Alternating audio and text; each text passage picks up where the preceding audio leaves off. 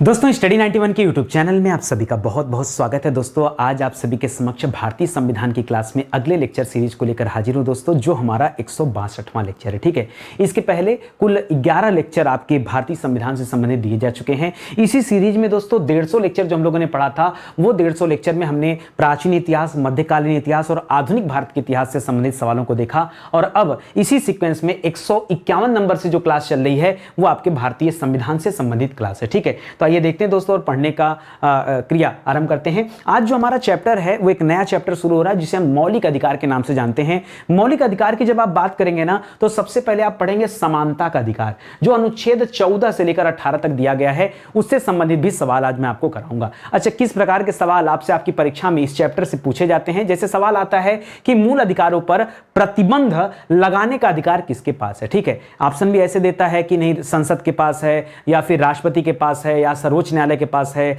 या इन सभी के पास है। इस तरह के सवाल आते हैं तो कंफ्यूजन बहुत होता है। अगला है केशवानंद भारती बनाम केरल जो मामला था, यह किस वर्ष का मामला है? या मिनर्वा मिल वाद आपने सुना था, वो किस वर्ष का मामला है? कौन सा मौलिक अधिकार अब केवल कानूनी अधिकार बन के रह गया है? हमारे संविधान में मूल अधिकार कहां के संविधान से ग्रहित किए गए थे, उनका सोर्स क्या है? ठीक है, मौलिक अधिकारों को निलंबन कौन कर सकता है? उपाधियों का अंत ये किस अनुच्छेद में दिया गया? इस तरह के तमाम ऐसे सवाल हैं जो आपसे आपकी परीक्षा में पूछे जाते हैं। ठीक है, तो चलिए देखते हैं, कॉपी कलम लेके बैठिएगा और ये देखने का प्रयास करते हैं कि आपकी तैयारी कितनी बेहतर लेवल पर हो पाई है। याद रखेंगे दोस्तों, अभी हाल ही में हिस्ट्री में मॉडर्न हिस्ट्री का बैच हम लोगों ने स्टार्ट किया है। एक बार विश्वास करके ज्वाइन कर लीजिए, आपको लगेगा कि आज तक जितना भी पढ़ा है, चाहे स्कूल में, चाहे किसी कॉलेज में, चाहे किसी कोचिंग में, और कितनी भी बड़ी से बड़ी कोचिंग हो, हर जगह से ज्यादा बेहतर मैटर आपको दिया गया है। एक बार ट्राई करके देख लीजिए। ठीक है, विश्वास होगा तो आगे हमारा पॉलिटी का बैच ज्वाइन करिएगा, अन्यथा कोई बात नहीं। तो मौका है, एक बार आप आइए ज्वाइन करिए। ठीक है, इसी तरह से दोस्तों हिंदी का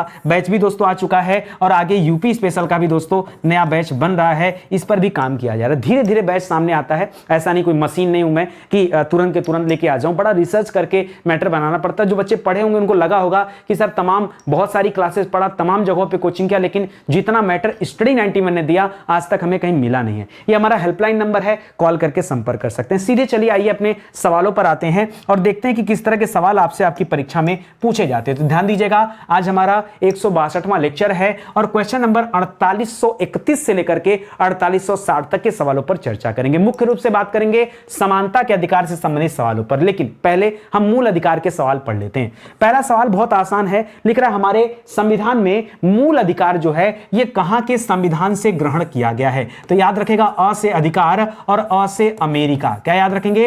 अ से अधिकार और अ से अमेरिका याद रखेगा। अमेरिका के संविधान से कभी कभी परीक्षा में दोस्तों यूएसए भी ऑप्शन में दे देता है, तो घबराइएगा मत। एक सवाल और भी आपके मन में आ सकता है कि सर मूल अधिकार तो यहां से आया है, मूल कर्तव्य ये जो है ये कहां से ग्रहण किया गया है? तो याद रखेगा, तब हम रूस नहीं कहते थे, तब हम उसे कहते थे सोवियत संघ रूस। ठीक है, क्या कहते थे? सोवियत संघ रूस। इस सोवियत संघ रूस को उस समय यूएसएसआर के नाम से जाना जाता था। वहां से मौलिक कर्तव्य ग्रहण किए गए। ठीक है, आगे बढ़ते हैं। लिख रहा भारतीय संविधान के कौन से भाग में अच्छा, भाग की दोस्तों कुल संख्या, कुल कितने भाग हैं? कुल संख्या कितनी भाग की? तो हम पढ़ते हैं कुल 22 भाग हैं। संविधान में कुल 22 भाग है। उसमें मूल अधिकार कहां पर दिया गया है? तो मूल अधिकार दिया गया दोस्तों भाग 3 में। कहां दिया गया है? भाग 3 में दिया गया है। कौन से अनुच्छेद से संबंधित है? तो अनुच्छेद 12 से लेकर के अनुच्छेद 35 तक दोस्तों ये बताया गया है। आपके मन में एक सवाल फिर से आ गया होगा, सर भाग 1 में क्या दिया गया है? भाग 1 में बताया गया है संघ एवं उसके राज्य क्षेत्र के बारे में। किसके बारे में? संघ एवं उसके राज्य क्षेत्र के बारे में बताया गया है। भाग 2 में किसके बारे में बताया गया है? अच्छा, यहां अनुच्छेद 1 से लेकर 4 तक है। भाग 2 में दोस्तों नागरिकता के बारे में बताया गया है, नागरिकता के बारे में अनुच्छेद 5 से लेकर 11 तक। भाग 3 में किसके बारे में बताया गया है? याद रखेगा, मूल अधिकार के बारे में बताया गया है, जो अभी हम पढ़ रहे हैं। ठीक है, और भाग 4 के बारे में किसके बारे में बताया गया है? तो याद रखेगा, राज्य के नीति निदेशक तत्व, राज्य के नीति निदेशक तत्व के बारे में बताया गया है, जो आयरलैंड के संविधान से ग्रहण किए गए थे। ठीक है, ये आएगा दोस्तों 36 से 51 तक, जो हम आगे पढ़ेंगे।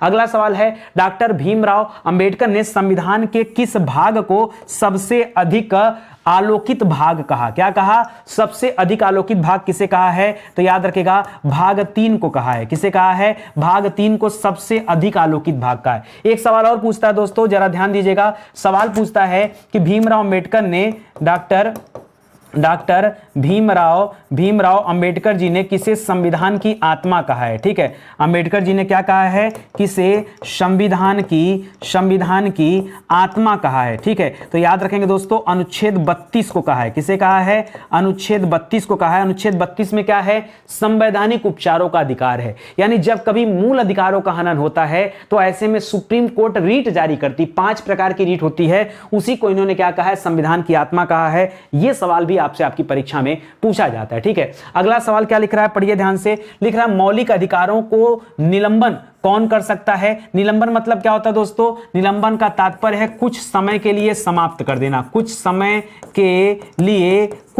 के लिए क्या कर देना, समाप्त कर देना। ठीक है, समाप्त कर देना। तो दोस्तों ये पावर किसके पास है, ये पावर है राष्ट्रपति के पास। किसके पास है, राष्ट्रपति के पास है। बहुत सारे बच्चे यहां संसद करते नहीं, संसद गलत जवाब है, केंद्र सरकार भी गलत जवाब है, सुप्रीम कोर्ट भी गलत जवाब है। राष्ट्रपति करता है। कब करता है, मान लीजिए हमारा देश किसी दूसरे देश के साथ युद्ध कर रहा हो, ऐसे में क्या होता है, जो हमारे मूल अधिकार हैं वो निलंबित कर दिए जाते हैं, कुछ को छोड़ करके बाकी निलंबित कर दिए जाते हैं। तो निलंबित करता कौन है दोस्तों, ये निलंबित करता है राष्ट्रपति। ठीक है, अगर मैं कहूं दोस्तों किस समय, कुछ एग्जाम्पल सर दे दीजिए, तो एग्जाम्पल इसका जैसे युद्ध के समय। ठीक है, किस समय दोस्तों, युद्ध के समय क्या हो जाते हैं, युद्ध के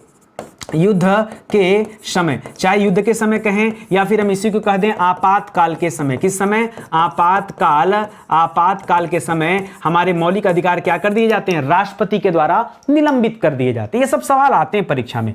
लिख रहा है संविधान में वर्णित मौलिक अधिकार। ये जो संविधान में मौलिक अधिकार बताए गए हैं, हमने पढ़ा मौलिक अधिकार कहां बताया गया, तो हमने पढ़ा भाग 3 में बताया गया। हमने पढ़ा किस अनुच्छेद में बताया गया, तो हमने कहा 12 से लेकर के 35 तक में केवल मौलिक अधिकारों की चर्चा हुई है। लिख रहा है इसका संरक्षक कौन है। संरक्षक का तात्पर्य क्या दोस्तों, संरक्षक का मतलब होता है अभिभावक। ठीक है, इसका अभिभावक कौन है, कौन देखरेख करता है। अगर मौलिक अधिकारों का हनन होगा तो दोस्तों उस हनन को समाप्त कौन करता है, दूर कौन करता है। ठीक है, तो याद रखेंगे यहां पर 2 लोग हैं जो एक काम करते हैं। कौन कौन दोस्तों, याद रखेगा, एक सुप्रीम कोर्ट है। कौन है दोस्तों, एक सुप्रीम कोर्ट है, दूसरा हाई कोर्ट है। कौन कौन है, सुप्रीम कोर्ट और हाई कोर्ट क्या कहे जाते हैं, इसके अभिभावक कहे जाते हैं, संरक्षक कहे जाते हैं। लिख रहा भारत के मौलिक अधिकारों के बारे में सुनवाई करने का अधिकार किसे है दोस्तों, तो याद रखेगा सुप्रीम कोर्ट को सुनवाई करने का अधिकार है। इस सुप्रीम कोर्ट को पावर दिया गया है कि अनुच्छेद 32 का प्रयोग करके वो रीट जारी कर सकता है। क्या जारी कर सकता है, रीट।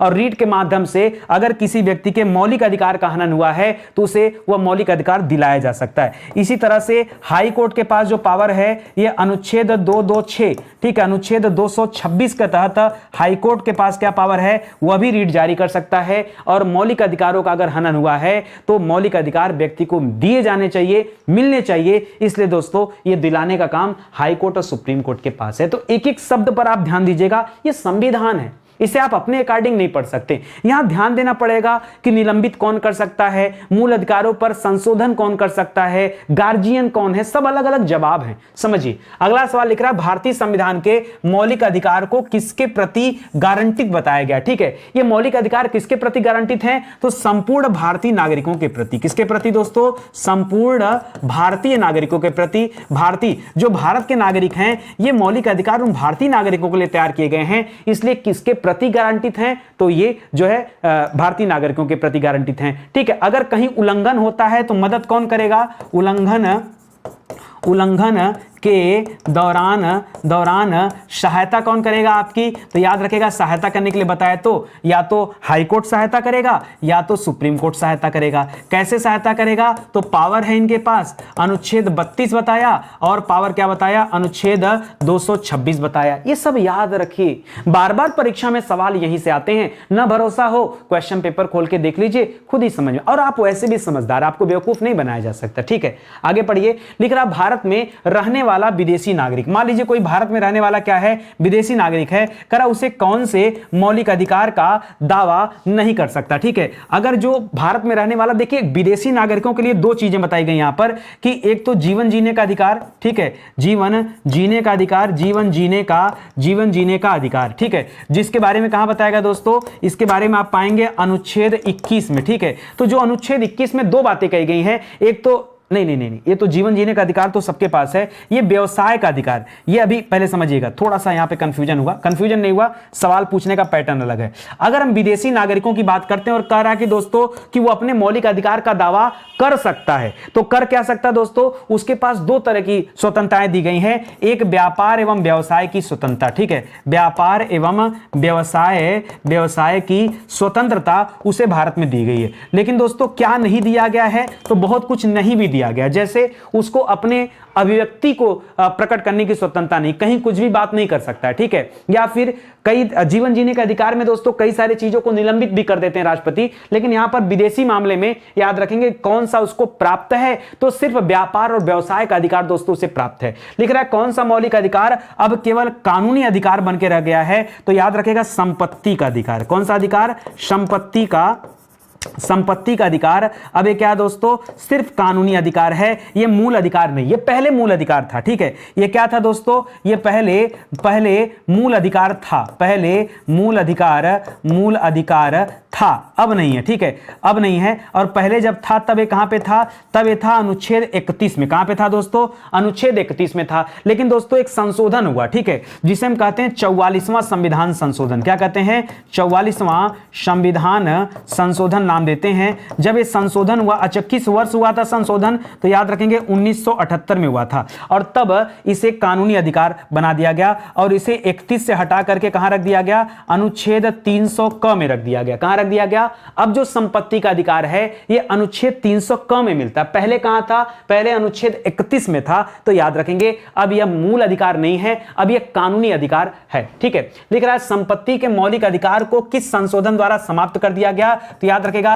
44वां संविधान संशोधन, ठीक है, 44वां संविधान संशोधन द्वारा क्या कर दिया गया, इसको समाप्त कर दिया गया। कब हुआ था, तो याद रखेंगे 1978, 76 मत करेगा दोस्तों, 76 में जो हुआ था आपका वो कौन सा हुआ था, वो आपका 42वां संविधान संशोधन था, ठीक है, ये 78 वाला है, ठीक है, तो इसको याद रखेंगे। अब दोस्तों ये कहां पर मिलेगा देखने को, तो अब ये चला गया है अनुच्छेद 300 क में, कहां चला गया है, 300 क में यह संपत्ति का अधिकार देखने को मिलता है, संपत्ति का अधिकार, ठीक है, उससे संबंधित जो प्रावधान है ये 300 क में आ गए हैं, तो अब इसे याद रखेंगे। अगला सवाल लिख रहा है कि मौलिक अधिकारों में से संशोधन का, मौलिक अधिकारों में संशोधन का अधिकार, संशोधन की जो प्रक्रिया दोस्तों याद रखेंगे, सवाल आता है कि संशोधन की प्रक्रिया ये किस देश के संविधान से ग्रहण किया गया, तो क्या बताएंगे, दक्षिण अफ्रीका के संविधान से। कहां से दोस्तों, दक्षिण अफ्रीका के संविधान से दोस्तों इसे ग्रहण किया गया, यह स्रोत मान सकते हैं इसे, ठीक है। एक दूसरा सवाल देता है कौन सा अनुच्छेद इससे संबंधित है, तो हम पढ़ते हैं अनुच्छेद 368, ठीक है, अनुच्छेद 368 में संशोधन के बारे में बताया गया। लिख रहा मौलिक अधिकारों में संशोधन का अधिकार किसके पास है, तो मौलिक अधिकार में कोई भी संशोधन कर सकता है, तो कौन कर सकता है, संसद कर सकती है, ठीक है भाई, संसद में लोकसभा है, राज्यसभा है, वहीं पे तो दोस्तों वोटिंग होगा, ठीक है, तभी तो दोस्तों संशोधन होगा, ठीक है, तो याद रखिएगा ये संसद के पास है। गार्जियन कौन है, वो सुप्रीम कोर्ट है, लेकिन अगर अधिकार करेंगे चेंजेस के लिए तब हम संसद को याद रखेंगे। कर किस वाद में संसद को मौलिक अधिकारों में संशोधन का अधिकार दिया गया, ठीक है, वो कौन सा अधिकार था जब इसे संशोधन का अधिकार दिया गया, तो याद रखेगा ये दिया गया दोस्तों उसको मुख्य रूप से केशवानंद भारती मामला में। कहां पर दिया गया, केशवानंद भारती जो मामला था, भारती मामला, ये कब हुआ था दोस्तों, 1973 में हुआ था। कब हुआ था, 1973 में। यहां पर कहा गया कि मूल अधिकारों में संशोधन हो सकता है, किंतु दोस्तों यहां पर क्या रखा गया शर्त, वो मैं अलग पेन से लिख देता हूं, किंतु मूल ढांचे में परिवर्तन नहीं होना चाहिए। क्या कहा गया, मूल ढांचे में परिवर्तन नहीं, ठीक है, ये दोस्तों कहा गया, ये आपके केशवानंद भारती बनाम केरल मामला में कहा गया। एक मामला और था, उसमें भी इसी तरह का डिसीजन दिया गया था, वो था दोस्तों शंकरी प्रसाद मामला। एक और मामला था, नोट करिएगा, शंकरी प्रसाद मामला, शंकरी प्रसाद मामला। ये शंकरी प्रसाद मामला कब हुआ था, ये मामला था 1951 का। उसमें भी दोस्तों कहा गया था कि संविधान का जो मूल अधिकार इसमें संशोधन हो सकता है, ठीक है, ये चीजें दोस्तों यहां पर मेंशन की गई थी, ठीक है। आगे बढ़िए, लिख रहा है केशवानंद भारती बनाम केरल मामला, ये किस वर्ष का मामला है, तो अभी तुमने पढ़ा दोस्तों ये 1973 का मामला है। और याद रखेगा इसी मामले में सबसे बड़ी बेंच भी बनी थी, याद रखेंगे सबसे बड़ी बेंच बनाई गई थी, बेंच बनाई गई थी 13 न्यायाधीशों की बेंच। ठीक है, इसमें कितने न्यायाधीश थे दोस्तों? इस मामले की सुनवाई के लिए 13 न्यायाधीशों की क्या बनाई गई? बेंच बनाई गई, तब जाके फैसला आया। लिख रहा मिनर्वा मिल्स बनाम भारत संघ का जो मामला था, यह किस वर्ष का मामला है दोस्तों? तो यह 1980 का मामला है। कब का मामला दोस्तों?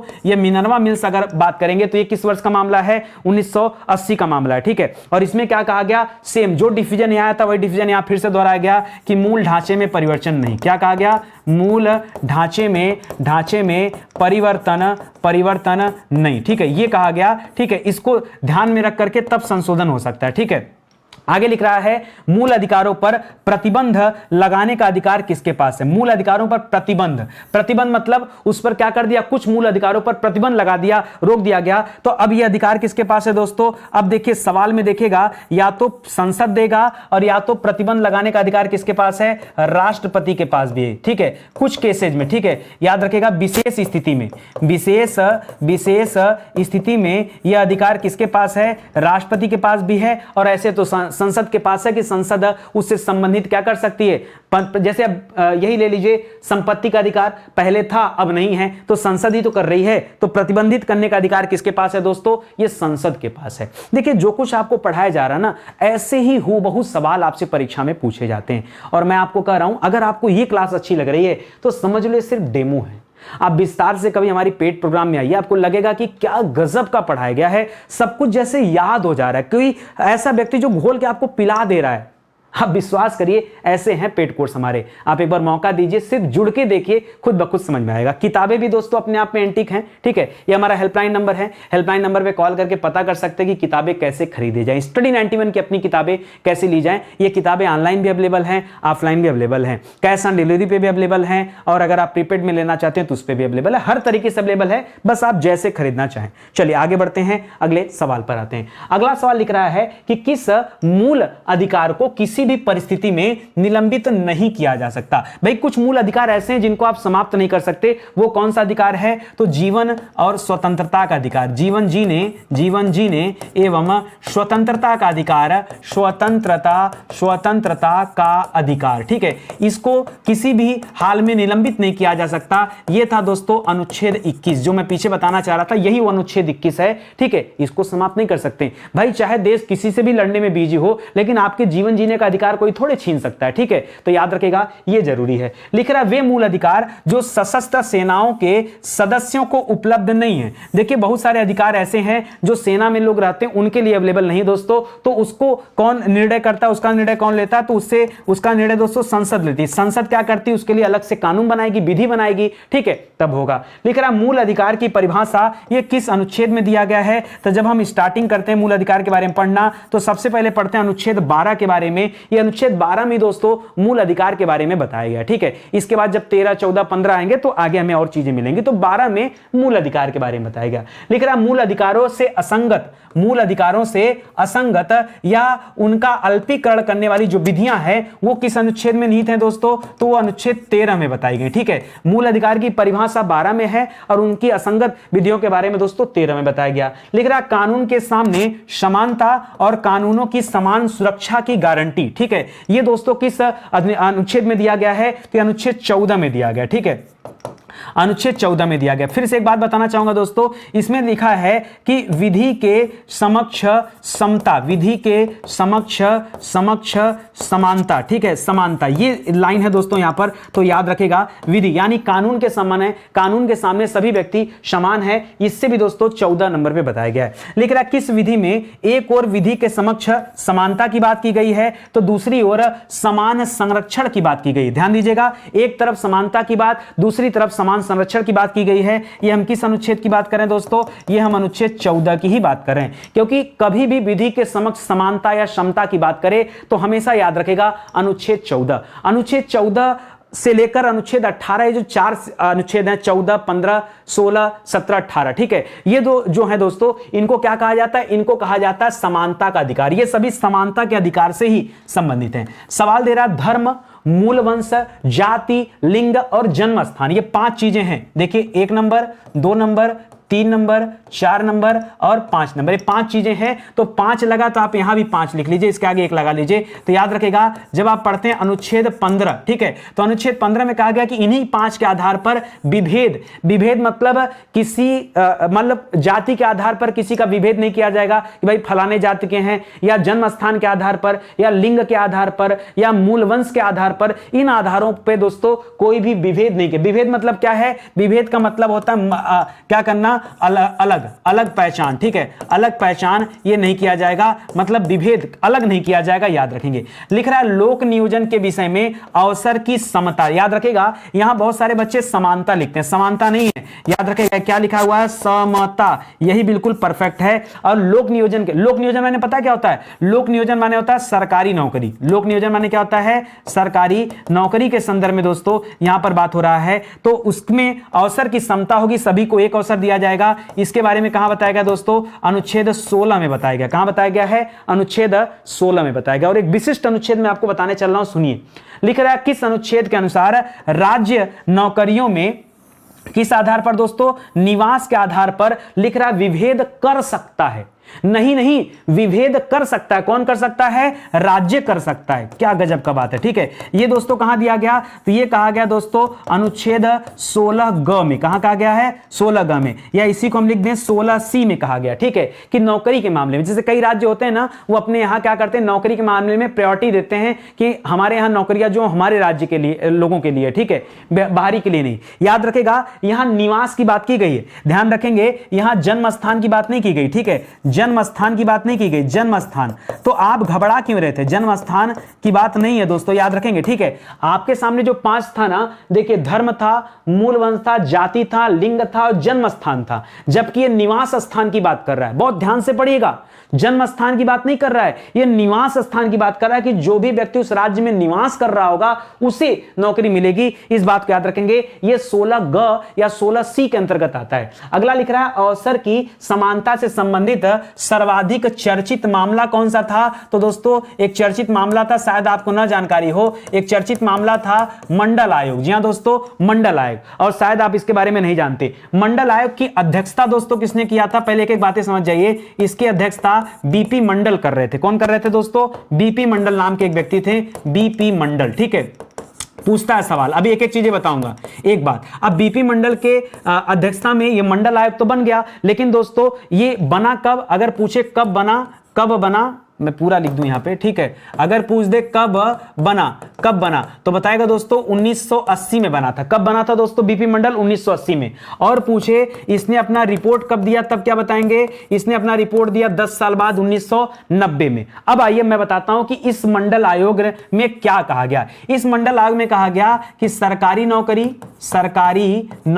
नौकरी प्लस शिक्षण संस्थानों में नौकरी। कहां पर दोस्तों? शिक्षण संस्थानों में नौकरी, ठीक है। याद रखिएगा इस भाग में नौकरी में क्या किया जाए? जो क्या है दोस्तों? अल्पसंख्यक हैं प्लस जो ओबीसी हैं उनको दोस्तों क्या किया जाए? प्राथमिकता दी जाए। क्या किया जाए दोस्तों?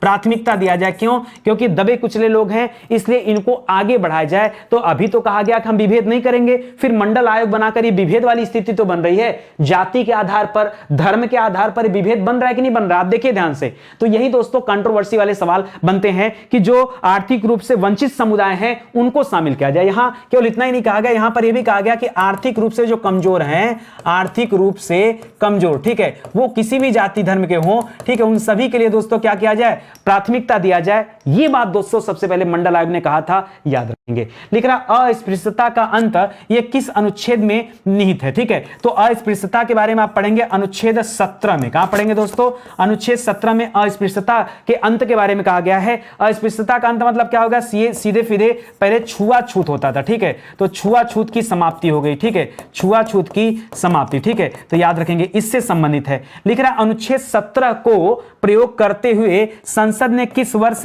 एक नया अपराध अधिनियम बनाया जिसका नाम था अस्पृश्यता अपराध अधिनियम? ये दोस्तों कब बनाया गया? तो ये 1955 में आगे चल के बना, ठीक है, जब थोड़ा सरकार खाली हो गई तब दोस्तों संसद ने क्या किया? 1955 में एक नागरिकता अधिनियम भी आया था, पिछली वाली क्लास में हम लोगों ने पढ़ा, और अभी अस्पृश्यता अपराध अधिनियम भी आया। यह अनुच्छेद 17 को ध्यान में रख करके दोस्तों तैयार किया गया है। इसी तरह आ गया, ये लिख रहा है 1776 के अधिनियम के तहत अस्पृश्यता मामले में किसी व्यक्ति को अधिकतम कितनी सजा का प्रावधान दिया गया है कि अगर इस मामले से संबंधित कोई दोषी पाया जाता है तो तुरंत तत्काल दोस्तों उसे 6 माह का कारावास हो जाएगा, 6 माह का कारावास होगा। यह दोस्तों यहां पर सुनिश्चित किया गया है। लिख रहा उपाधियों का अंत, कोई भी व्यक्ति अपनी उपाधि नहीं धारण कर सकता, ठीक है, उपाधियों का अंत कर दिया गया ताकि सब लोग क्या हो गए, याद रखेगा यह किस वजह से हुआ, समानता लाने के लिए, ठीक है, समानता लाने के लिए दोस्तों इसको लाना पड़ा। तो याद रखेगा ये कहां बताया गया, ये बताया गया अनुच्छेद 18 में। कहां बताया गया है, अनुच्छेद 18 में बताया गया उपाधियों के अंत के बारे में। लिख रहा केवल भारतीय नागरिकों को प्राप्त मौलिक अधिकार, ये किन अनुच्छेदों में दिए गए, कौन कौन से अनुच्छेद हैं दोस्तों जो केवल भारतीय नागरिक को प्राप्त हैं। तो पिछली क्लास में मैंने आपको बताया था कि अनुच्छेद 15 याद रखेगा, अनुच्छेद 16 याद रखेगा, अनुच्छेद 19 याद रखेगा, अनुच्छेद 29 याद रखेगा, अनुच्छेद 30 याद रखेगा। ये कुल 5 हैं। कितने हैं दोस्तों, कुल 5 हैं, इनको आप जरूर याद रखेगा। जिसमें 15 में क्या होता, वही 5 के आधार पर विभेद की बात की गई, 16 में सरकारी नौकरियों में जो है समता की बात की गई, 19 में दोस्तों किसके बारे में बताया गया है, 19 जब आप पढ़ेंगे तो आप अभिव्यक्ति की स्वतंत्रता पढ़ेंगे, और 29 और 30 में किसके बारे में बताया गया है, तो सांस्कृतिक और शैक्षिक स्वतंत्रता के बारे में, सांस्कृतिक और शैक्षणिक स्वतंत्रता के बारे में बताया गया, ठीक है। तो ये आप याद रखेंगे, यही सारे सवाल आपसे आपकी परीक्षा में पूछे जाते हैं। तो इतना मेहनत करने के बाद आज हम लोगों ने जो मौलिक अधिकार से संबंधित सवालों और तथ्यों को पढ़ा, आपके परीक्षा के लिए बहुत इंपॉर्टेंट है। और मैं आपसे यही कहना चाहूंगा कि अगर आप दौड़ भाग कर रहे हैं, यूट्यूब पर हजारों चैनल हैं, आप दौड़ भाग कर रहे हैं तो दौड़ भाग बंद करिए, आप जुड़िए स्टडी 91 के साथ, जहां सीक्वेंस में हम चीजें पढ़ते हैं। एक समय के बाद आपको महसूस होगा कि हाँ, हमारा विषय पूरी तरह से समाप्त हो गया, हमने एक एक विषय के एक एक टॉपिक पर चर्चा किया, कहीं कुछ छोड़ा नहीं, हर जगह हम लोगों ने अच्छे से क्लास दिया, एक एक पॉइंट पर बातचीत किया, और बढ़िया, जैसे जो 150 लेक्चर देखा होगा उसको कॉन्फिडेंस आ गया होगा कि नहीं सर, हमारा तो 150 लेक्चर में कंप्लीट हिस्ट्री हम लोगों ने अच्छे से पढ़ा, जम के पढ़ा। कोई एक ऐसा टॉपिक आपको मिला जिस पर नितिन सर ने चर्चा ना किया हो, तो यार आप क्यों दौड़ भाग कर रहे हैं, आप शांति से एक जगह आके क्लास करिए। ऐसे पहले भी मैंने, जब हमारे पास थोड़ा स्क्रीन वगैरह नहीं था, कॉपी पे मैं पढ़ाता था, तब दोस्तों हैंड रिटन नोट से बनाया था और इसी नोट से पढ़ाया करता था, ये भी आपको अवेलेबल करा दिया हूं। तो दोस्तों स्टडी 91 पर कई बार विषयों को पूरी तरह से पढ़ाया गया है, इस बार एक अलग वे में पढ़ाया जा रहा है। हम वन लाइनर क्वेश्चन लेके आते हैं ये देखने के लिए कि देखिए आपने कहीं ना कहीं कोचिंग तो कर रखी है, किताब भी पढ़ रखे हैं, फिर पता तो चलना चाहिए कि हमारी तैयारी कितनी अच्छी हो पाई है। मैं 30 सवाल आपको दे रहा हूं तो आप कितना सवाल सही कर रहे हैं, ये पता तो चलना चाहिए आपको, ठीक है, और यहीं से पता चलेगा। तो चलिए सेशन ही समाप्त होता है। एक निवेदन करना चाहूंगा, जिन बच्चों ने लाइक, कमेंट और शेयर नहीं किया प्लीज कर देंगे, और पेड कोर्स तो ज्वाइन कर ही लीजिए, ठीक है, ज्यादा इब्बट मत सोचिए, एक बार ज्वाइन करेंगे आपको लत लग जाएगी, ठीक है। किसकी लत लग जाएगी, बढ़िया कंटेंट पढ़ने की लत, ठीक है, और अच्छी बात है आपको चाहे जहां से मिले लगना चाहिए, ठीक है। तो चलिए सेशन ही समाप्त होता है, मिलते हैं दोस्तों अगले लेक्चर में, तब तक बहुत बहुत धन्यवाद आपका। जय हिंद, जय Bharat, thank you so much.